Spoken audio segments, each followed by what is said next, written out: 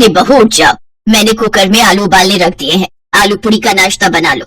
जेठानी जी का फोन आया था, वो लोग आज ही आ रहे हैं। ताई जी तो अगले हफ्ते आने वाली थी। अरे वो लड़के वाले बोल रहे हैं कि अगले महीने की तारीख निकलवा लो, तो वही शुरुआत में ही निकल रही है, इसलिए खरीदारी करने आ रही हैं। अब गांव से 2 घंटे का रास्ता है, पहुंचने वाली होंगी। और उनकी समधन भी, वो तो यही शहर में रहती हैं, तो वो भी साथ में शॉपिंग के लिए जाएंगी, इसलिए नाश्ता तो बनाना ही है। कुछ घर का बन जाएगा, कुछ बाहर से ले आएंगे। माँ जी आप टेंशन मत लो, मैं सब संभालूंगी। सुनो, बाजार से लाने के नाश्ते का सामान मैं लिख देती हूँ, आप ले आओ। अंजू बहुत ही समझदार स्वभाव की थी। उसकी शादी को अभी साल भर ही हुआ था, पर उसने आते ही पूरे घर को बहुत अच्छे से संभाल लिया था। अंजू अपने सास ससुर की बहुत इज्जत करती थी, उनका बहुत ख्याल भी रखती थी। ताऊ जी, ताई जी और गुड्डी के ससुराल वालों के आने की बात सुनकर अंजू ने ढेरों पकवान तैयार कर दिए। हम बहुत किस्मत वाले हैं जो हमें अंजू जैसी बहू मिली है। देखो तो उसके आने के बाद अब तुम्हें कोई चिंता ही नहीं रहती, सब कुछ अंजू ने ही संभाल रखा है। ये तो है अंजू, अगर रसोई में खड़ी है तो मुझे किसी बात की चिंता ही नहीं है। मुझे पता है वो सब कुछ बहुत अच्छे से संभाल लेगी, बहुत समझदार है वो। तभी सारे मेहमान आ जाते हैं। लीला के जेठ जेठानी, उनकी बेटी गुड्डी, उसकी शादी होने वाली थी, और गुड्डी के ससुराल वाले सब लोग आपस में बातें कर रहे थे। और गुड्डी की सास उसे बार बार देख रही थी। क्या बात है गुड्डी, तुम बार बार सिर में खुजली क्यों कर रही हो? तुम्हारे सिर में जुएं हैं क्या? नहीं नहीं बहन जी, वो गांव से बस में निकले तो रास्ते में धूल मिट्टी बहुत थी। अब गुड्डी ने 2 दिन से सिर भी नहीं धोया। वो 2-3 दिन से सिर नहीं धोया तो सिर बहुत खुजली कर रहा है। फिर ठीक है, क्योंकि जुएं सिर में होना बहुत गलत बात है। पता चला हम शादी करके तुम्हें अपने घर ले जाएं और तुम हमारे घर में जाकर सबके सिर में जुएं पैदा कर दो। हमारे पड़ोस में एक रहने वाली है, उसकी बहू के सिर में जुएं जाती ही नहीं। जब देखो तब उसका सिर हाथ में रहता है, खुजलाती रहती है। अब हमारे में तो कहावत है कि लड़की अगर शादी होकर जाए और उसके सिर में जुएं हो तो वो भी साथ में ब्याही जाती हैं, यानी कि फिर सिर से जुएं निकलती नहीं है। नहीं नहीं बहन जी, हमारे घर में किसी के भी सिर में जुएं नहीं है, इस बात के लिए बेफिक्र रहो। गुड्डी बेटा, अभी तो तुम बाजार जा रही हो, एक काम करना, रात में अच्छे से सिर धो लेना। वैसे भी गर्मियां हैं, गर्मियों में तो रात में भी सिर धोया जाता है। गुड्डी सबसे झूठ बोल रही थी। सच तो ये था कि उसके सिर में बहुत जुएं थी। गुड्डी की सास अपने घर चली जाती है। अगली सुबह गुड्डी ने सिर धोकर अपने बालों को झाड़ा और तौलिया आंगन में सूखने डाल दिया।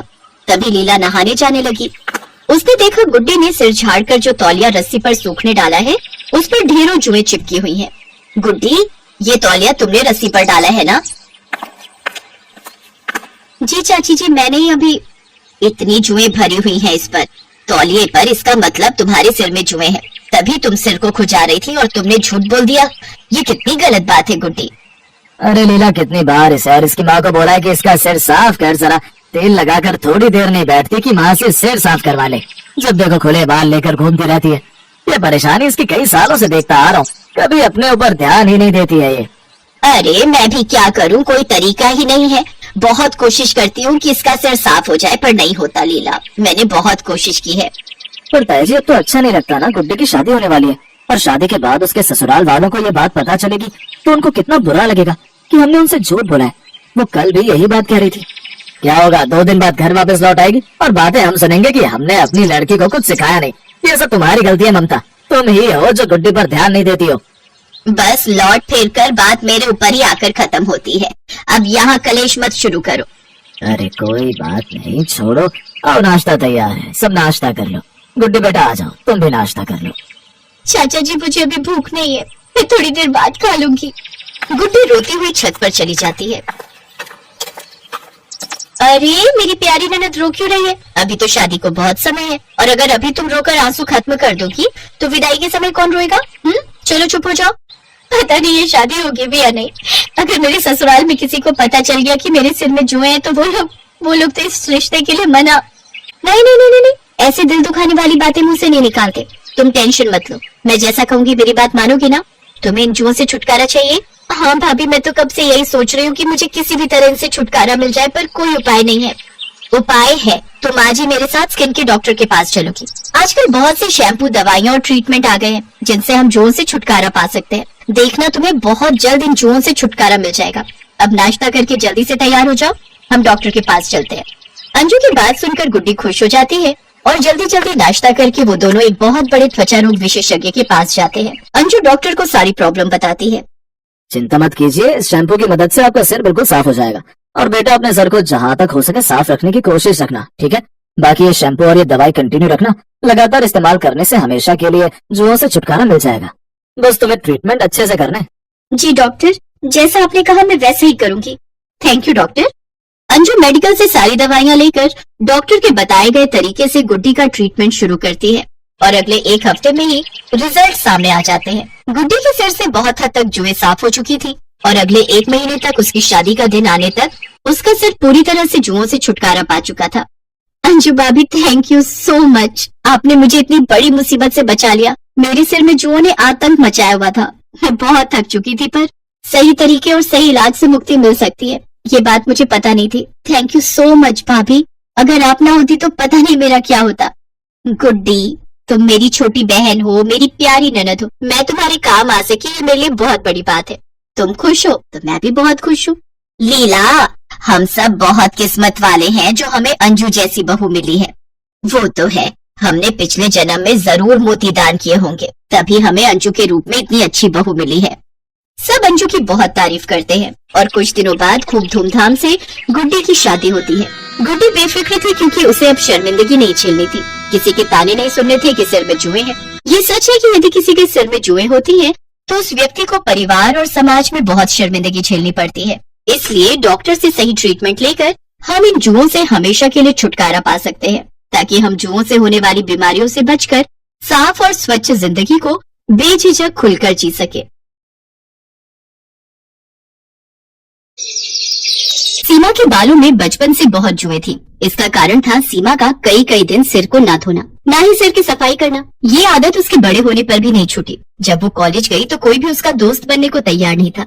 सब लड़कियां उससे नफरत करती थी। यार मेघा, जरा अपना हेयर ब्रश तो देना, मैं लगता है घर पर ही भूल आई हूँ। ना बाबा ना, तेरे बालों में तो जुएं हैं, तुझे तो मैं अपना हेयर ब्रश कभी भी ना दूं। चल ज्योति, कॉलेज की छुट्टी हो गई है, घर जाते हुए रास्ते में गोलगप्पे खाते हुए जाएंगे। सीमा के सिर में जुएं होने के कारण हमेशा ही वो अपमानित होती थी, पर मजाल है जो वो अपना सिर साफ करवा ले। सीमा, ओ सीमा, ये सिर धोकर गीला तौलिया तूने स्टैंड पर टांगा है? हाँ माँ, वो सिर बहुत खुजली कर रहा था तो धोकर आई थी। सारा तौलिया जुओं से भरा हुआ है, सिर तो खुजली करेगा ही। कितनी बार कहा है सिर साफ करवा लिया कर, और सुनती कहाँ है। पता नहीं इस लड़की के सिर की जुएं जाती ही क्यों नहीं है। वृंदा, जितनी जल्दी हो इसके सिर की जुएं साफ करवा दे। बड़े बूढ़े कहते हैं जिस लड़की की शादी के समय सिर में जुएं हो, शादी के बाद जुएं ब्याह जाती हैं, फिर उन्हें साफ करना बहुत मुश्किल होता है। क्या दादी, ऐसा कुछ नहीं होता है, आप बेकार में ही डरा रहे हो। सीमा की दादी चाहती थी कि सीमा किसी तरह अपने सिर की तरफ ध्यान दे दे, पर उसने एक कान से सुनकर दूसरे से निकाल दिया। आकाश नाम के लड़के से सीमा का रिश्ता तय हो जाता है, पर शादी के दिन मंडप में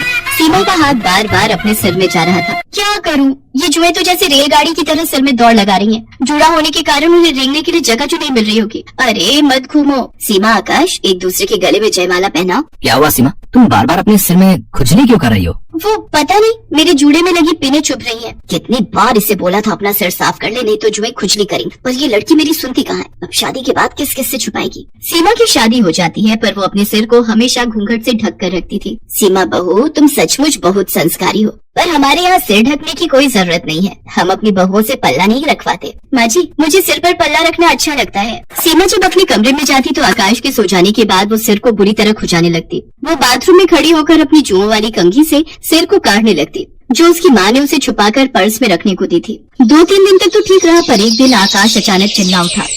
माँ, मेरे सिर में बहुत खुजली हो रही है, लगता है कोई कीड़ा काट रहा है। क्या कीड़ा? जरा अपना सिर तो दिखा। हे भगवान आकाश, तेरे सिर में 2 जुएं चल रही हैं। जुएं? ऐसा कैसे हो सकता है माँ? हमारे घर में तो किसी को भी जुएं नहीं है।